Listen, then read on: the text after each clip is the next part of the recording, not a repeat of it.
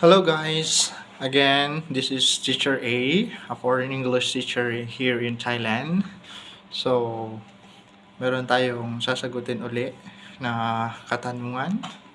So, ilang oras nga ba daw nagtuturo ang mga foreign English teacher here in Thailand? Okay, mga foreign teachers dito sa Thailand. Actually, unahin muna natin yung working loads or yung units. Okay, unit loads per week. So, actually may mga teachers dito na 15 loads lang sila, 15 units and hanggang 22 units. So, actually ako dito ay 21 units ako dito. So, ako lang kasi ang foreign teacher dito sa aking school kung saan ako nagtuturo ngayon. So, sa ibang school may mga apat na Filipino teachers like 5, ganun, mga 6, ganun. So, marami sila sa isang school kung malaki din yung kanilang school na pinagtuturuan. So, sa akin, 21 units ako.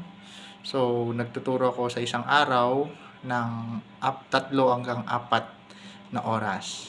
Okay, 2 sa umaga, minsan 2 sa hapon.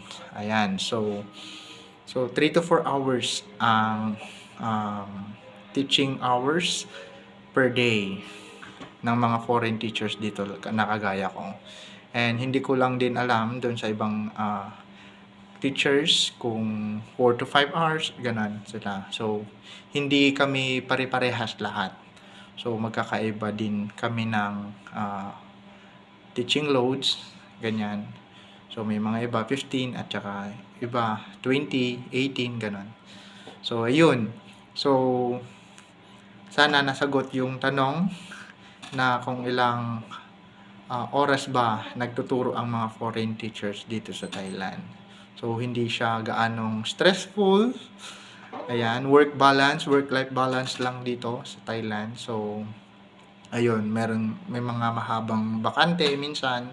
So, kailangan mong gawin yung mga ibang paperworks mo, like kung mag-encode ka sa mga laptop mo ng mga grades or scores ng mga estudyante mo, ganun.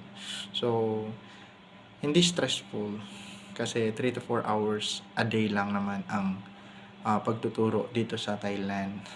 Ayan. So, again, disclaimer lang, hindi po pare-parehas yung teaching load, teaching hours ng mga foreign teachers dito.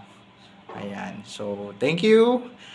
Sana nakatulong tong video na to at nasagot ang iyong katanungan. At sana guys ay isubscribe nyo po ang aking YouTube channel, Teacher A. Ayan, Teacher A in Thailand. So, thank you so much. Bye-bye. Sawadee krap. Krap muna ka.